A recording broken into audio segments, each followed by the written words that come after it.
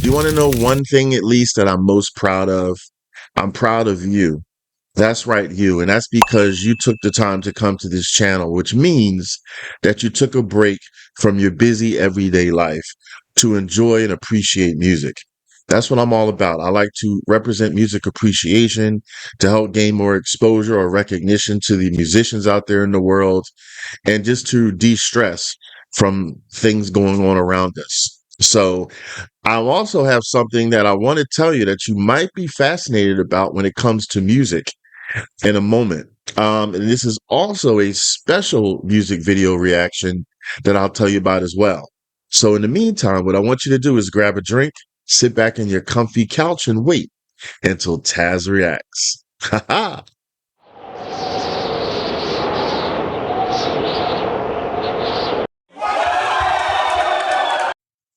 All right, all right, all right. So, first of all, let me say that this is going to be a music video reaction to someone who goes by the name of Mr. Kitty, and the song is called Destruction of Us. And how this came about, me being someone who's going to react to it, is a very good friend of mine. Well, a new friend of mine, but he's just an awesome friend of mine. I found through YouTube as well. And he's a vlogger who goes all around Southeast Asia so far it's been and educates us. And I've learned so much just living vicariously through his eyes, learning about different parts like Indonesia and Malaysia and Maldives and Thailand and things of that nature. So his name is Roman on Board, which you'll see on the screen right now.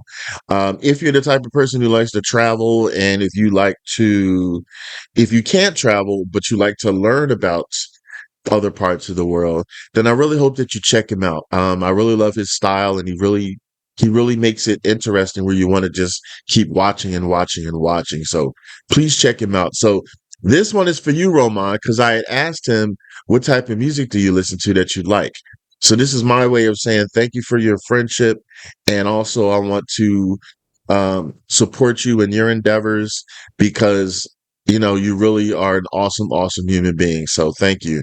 So he mentioned and recommended this song. So I personally never heard of Mr. Kitty, which is actually great because I like to learn fresh on this channel. And then hopefully you'll learn something as well.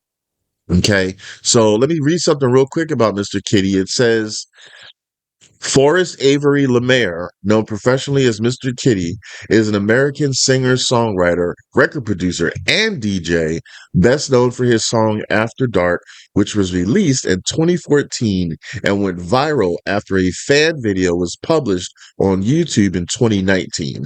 And it looks like he hails from Arlington, Texas. So that is pretty cool. See, I learned something already from him. Now, the cool thing myself that I didn't know about music is something that I want to share with you. So actually get ready for this, right? I got this from healthline.com. And one thing that it mentions, it says in 2009, archaeologists excavating a cave in southern Germany uncovered a flute carved from a vulture's wing bone.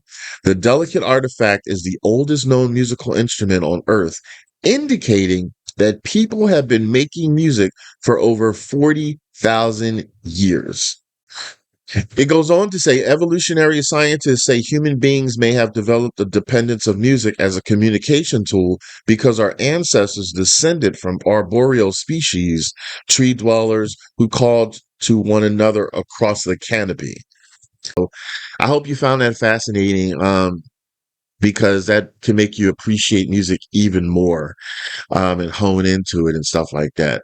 So now, let's get into Mr. Kitty. It looks like it might be an audio video. I don't know. I never pre-watch anything. So I'll find out. We'll find out together. Make sure that you also support. Imagine if it was you. The free version of support is liking and commenting to their song and just subscribing, I should say, on their channel. And then also, if they have any music that's out for sale and you like it and you're able to, purchase their music. All right. That being said, let me shut the hell up. Let's hear what this song is all about. Pretty stoked about it. And I want you to wait for my perspectives at the end and tell you what my thoughts are. Okay. So you wait until Tazzz reacts.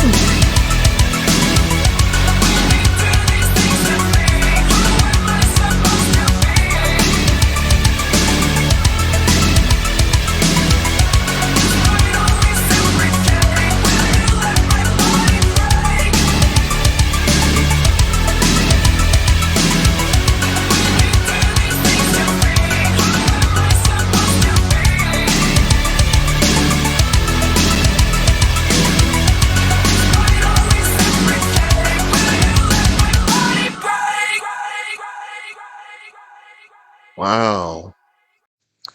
Wow. I like that. Initially, what pulled me in, which you may not know about Taz, unless you've been watching this for a while, is I love the 80s. Now, I'm not saying this is an 80s song because actually it's not, but it gave me the vibe of 80s. It felt like it could be in the 80s, is what I'm saying. And since I love the 80s, I love the 80s musically. Let me clarify. Just musically. Otherwise, I don't miss it at all.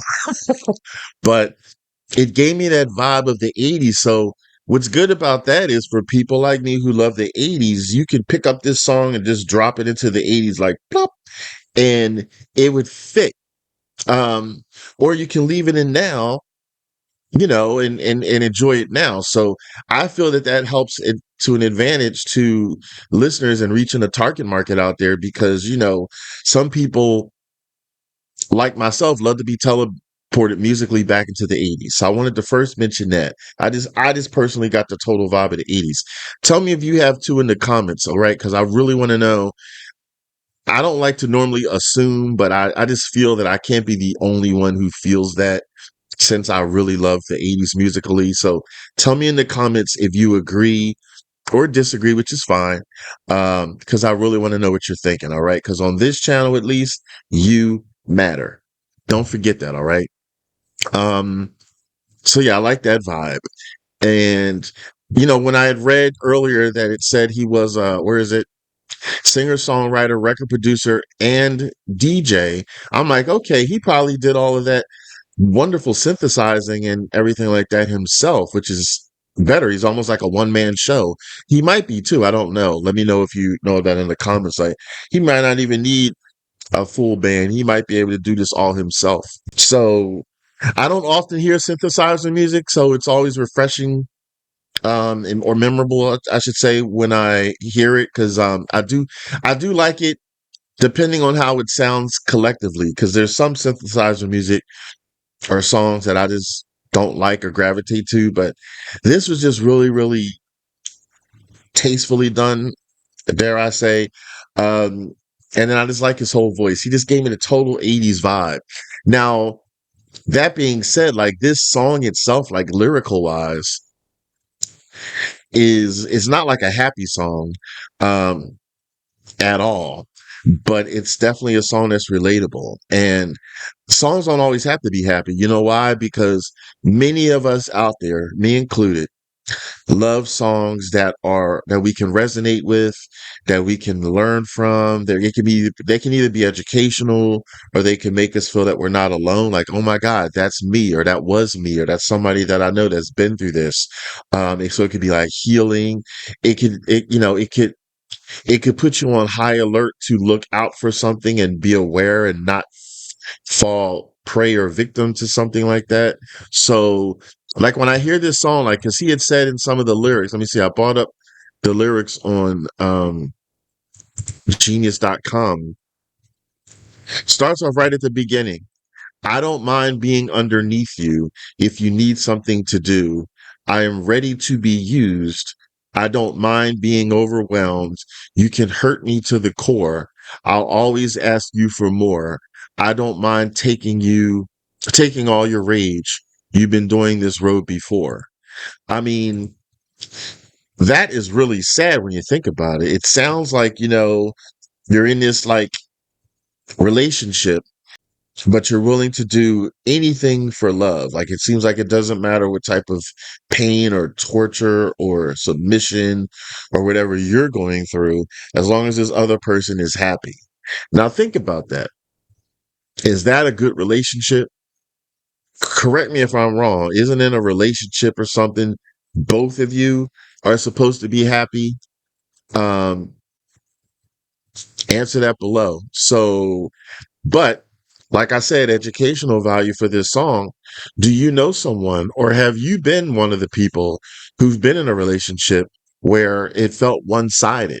It felt like you were doing all these things for the other person, but it wasn't reciprocated, you know? Like, when you think of the words in it, and when you think about what I just mentioned, like he says in another part, well, I read this part, you can hurt me to the core. I'll always ask you for more. Now, you normally don't hear somebody say like that. You can hurt me to the core. So, like, it's like, is this really affection? Like, it's like, is this some type of strange, genuine affection? Or is this some type of toxicity that some people have in relationships? And like I said, to please the other. Um, it's like more like a dependency. It's more like the romantic version of someone who's on drugs, how they're dependent on that drug, that high, to get them through. But we all know that if someone takes drugs, that's not good for them either. So this is like the love version. And that's saddening because maybe the person who's on the negative receiving end of it never was taught love or never had true love, so they don't know any better, or they might feel some type of perhaps low self-esteem. So then there's this one person that all of a sudden gives them attention, and they might feel, oh, this person must really like me, must love me, and could possibly be blinded by the fact that this isn't real love. They're just taking advantage of me for their own well-being, but it's not real love. I want you to think about that because, like I said, many of us have either been in a relationship like that, or you know someone who's been in a relationship like that, and that's not good. Relationships again should be both of you, BOTH of you should be happy, never one sided. So remember that, okay? He mentions in here, when you do these things to me, who am I supposed to be? Excuse me, I have a scratchy throat, but I got to keep going. I can't do anything about that. But that is an identity crisis. If you're asking who am I supposed to be, it sounds like in this particular matter, it sounds like who do you want me to be? It's almost like you're this mold of clay waiting to be shaped by this other person. Um, and that's something that's very, very visceral, very palpable to think about. Like, again, it's a one-sided type of relationship, and I use that word loosely, where you're just waiting to be told what to do, what to say, and who to be within your mind. So very, very toxic and something like that. So this is a bittersweet song, and bitter from like everything that I just mentioned, but sweet in the fact that I think this is very, very educational, because let's just face it, love doesn't come with a manual. You have to pretty much figure it out. Yes, there's books and stuff out there that teach you certain aspects of it, but when you're actually meet somebody and you feel some type of connection, you have to basically wonder out if it's real, if it's not real, if it's 50-50, if it's one-sided like this. And then also it depends on how you were perhaps raised and brought up. Maybe they could have been someone raised in a house that didn't have love. So then you meet someone and it feels like love, but then it's not. And in this case, it's very, very toxic. Um, Self-identity in general is a crisis for many people who don't know who they are or what they want to be or what's really good or bad for them. And then when you come into a situation where you're asking someone, who do you want me to be? It should never come to that. You have to decide who you want to be. You should never ask someone, who should you be? Um, overall in general. So very deep cerebral song. And I love deep and cerebral songs because they do so many things for us. Like I say, they warn us for the future. They remind us that we're not alone if we've been through it before. We can learn from them and things like that, because there's a lot of things out there in the world that are not good for us. And sometimes we have to navigate through it. There's a lot of roadblocks and stuff. Just like when you're driving down the street, right? Not all roads are linear. Some have a lot of curbs and dips, detour signs, trees falling down in the road, what have you, whatever. You always have to be cautious and mindful. You don't drive down the street with your eyes closed, right? So you always have to be mindful. That's why cars have brake pedals.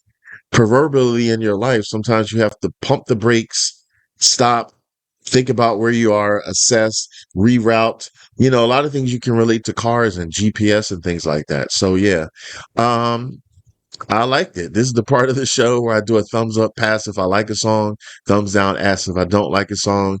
If you were paying attention, people, thumbs up, thumbs up, thumbs up. So let me know your thoughts. I want to know if this is your first time hearing this song. Also, if you can resonate and agree with everything that I said, or if you disagree, or in between, it doesn't matter. I mean, this is a channel I pride on being honest and authentic. I would love to hear your thoughts, your perspectives. Just keep it nice in the comments. Well, there shouldn't be any problem because I like the song. I like the Mr. Kitty. I liked everything about it. So, yeah. All right. Well, thank you again, Roman. Again, this is for you, my friend.